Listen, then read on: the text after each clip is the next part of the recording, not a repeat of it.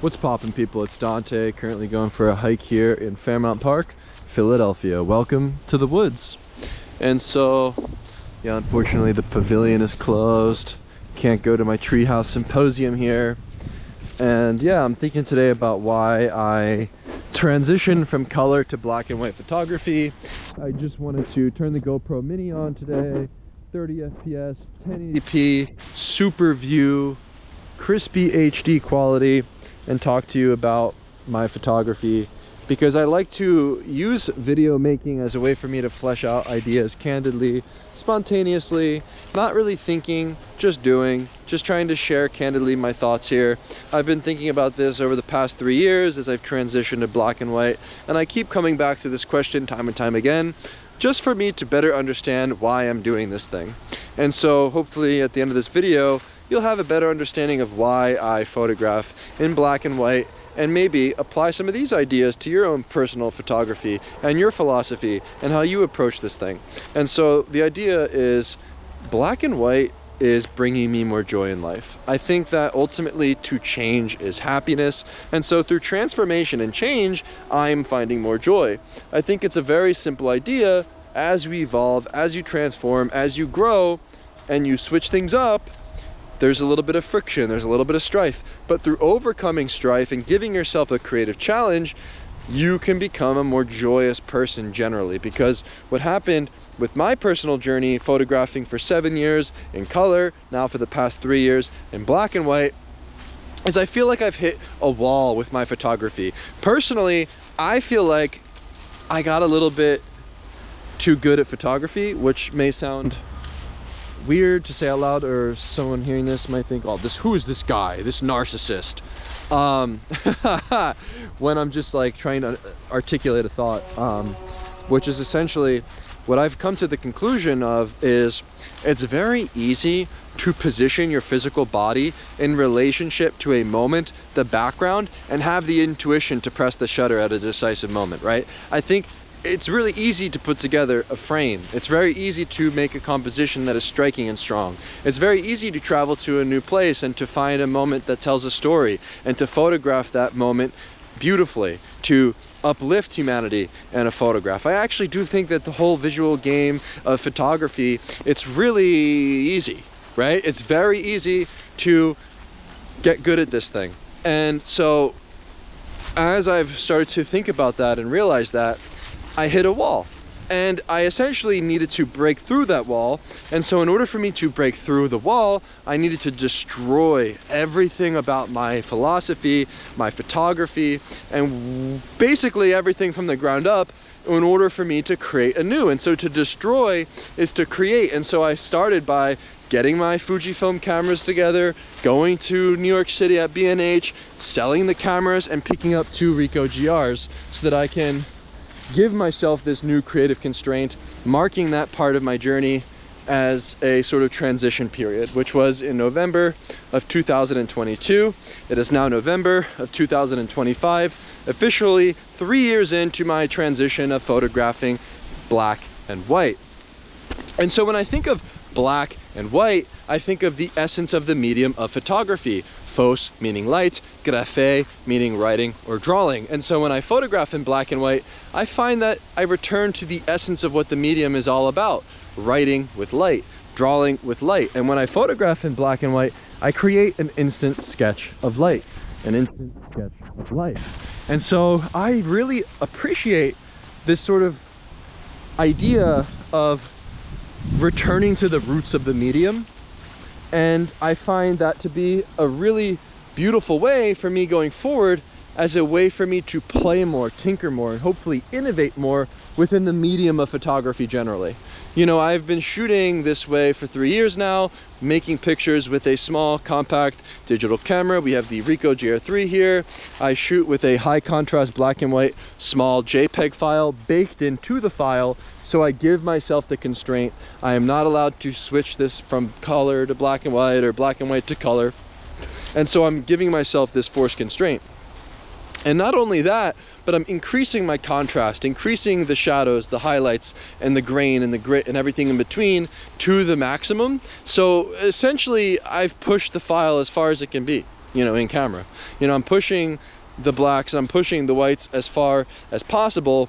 And so through adopting this workflow, what I'm also finding is it's the simplest workflow possible. It's the most streamlined way to create a photograph. And I find that to be very empowering for me as somebody who's found myself becoming bogged down with the process of photography. You know, I initially photographed with raw files simply because that's all I knew. And I never switched the photographs from color to black and white because when I would import them to my computer, they were in color. And so I never really made the conscious decision of shooting color. I simply shot color because life is color and my camera is seeing in color.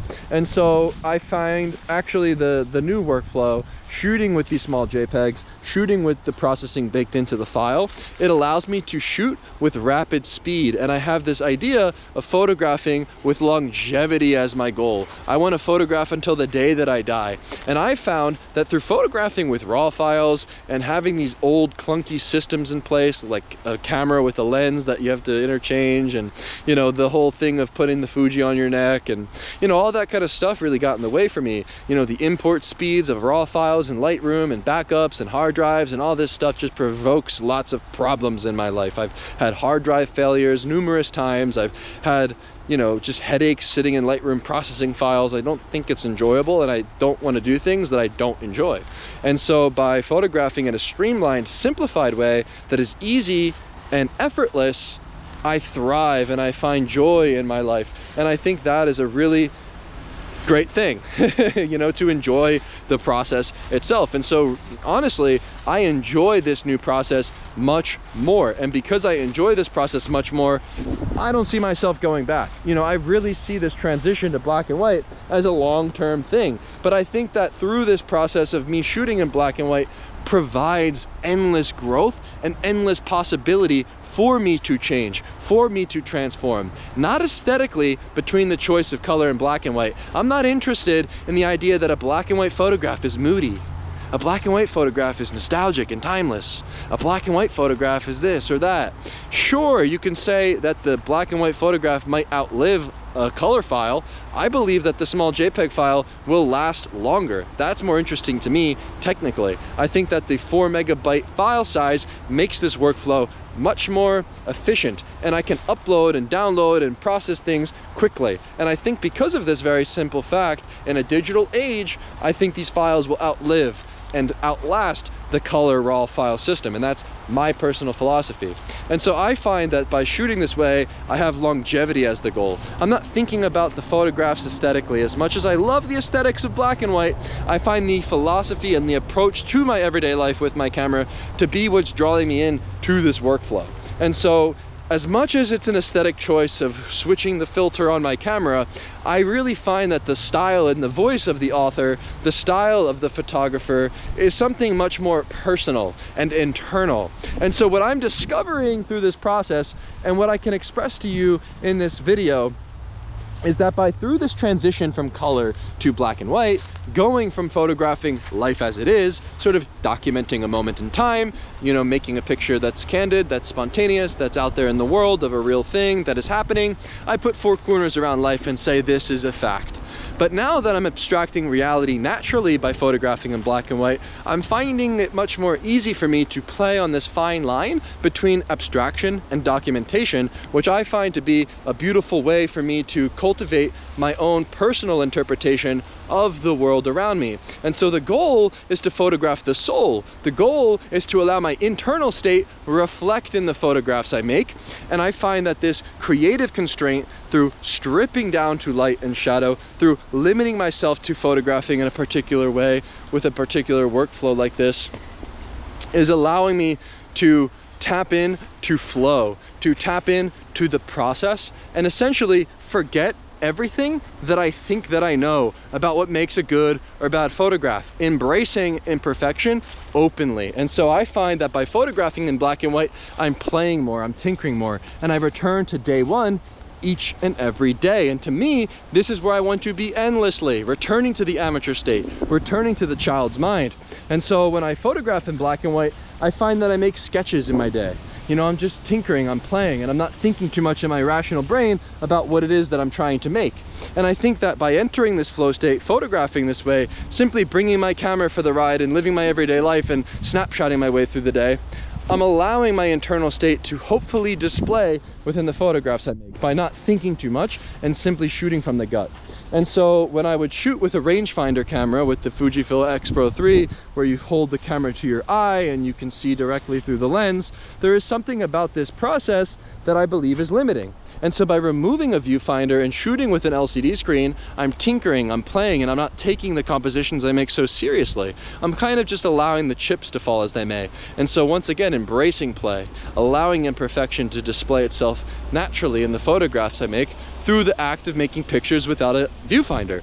And so I'm allowing myself to let go. I'm allowing myself to remove the control that I once had with the way in which I would photograph, through the process itself, from the way I see and compose things to the final product of the file where I have to back things up technically using RAW and hard drives, these kind of things that make me burnt out from photography. I've eliminated these things, and so I've given myself a creative constraint that's, simply put, allowing me to thrive as an artist, allowing me to find more joy in my life, and allowing me infinite potential to transform, infinite potential to change each and every day. And I find this to be the best place to be as an artist, as a photographer who's looking to photograph endlessly with longevity at the forefront. And so I enjoy the speed, I enjoy the simplicity, and I enjoy the fact that this process is providing more joy in my life, which then in turn allows for longevity. Because I enjoy the process, I will continuously be practicing my photography. And so there's another thing that I find to be very intriguing with shooting this, with this particular workflow, with the sort of high contrast aesthetics baked into the Ricoh, where, you know, a lot of the times when I hold my camera up to a surface and I'm photographing things and I photograph something, you may think, you know, oh, what you see is what you get. You know, you're looking at life, you're putting four corners around it, you click the shutter, you see the light peering through the leaf.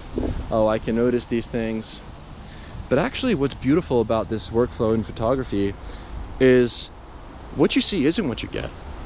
What you get is what you didn't see, right? There's something about this process where I feel like I'm peering beyond the veil. I'm finding in these sort of like details and things that my naked eye can't see in the moment that I press the shutter. And so by photographing this way, by pushing the shadows in contrast and pushing myself to photograph in black and white, there is something to be said. Check out the snake moving. I don't know if my camera picks this up. There's something to be said about this idea that when I'm photographing in this workflow, when I'm photographing in black and white, honestly, I'm just curious. What will reality manifest to be in a photograph? You know, I'm allowing this sort of loose process open up more possibility for change in my practice. And through that change, I find joy and more surprises. And I want to surprise myself. I don't want to feel like I've learned it all, mastered it all. I don't want to feel like I've seen it all, photographed it all, etc. I want to play forever. I want to be forever an amateur, learning, growing. And through change in this process, I've achieved that goal. And so, candid thoughts, why I switched to black and white photography, very personal to me. Take it loosely, however you may be. And yeah, stay tuned for more thoughts on photography.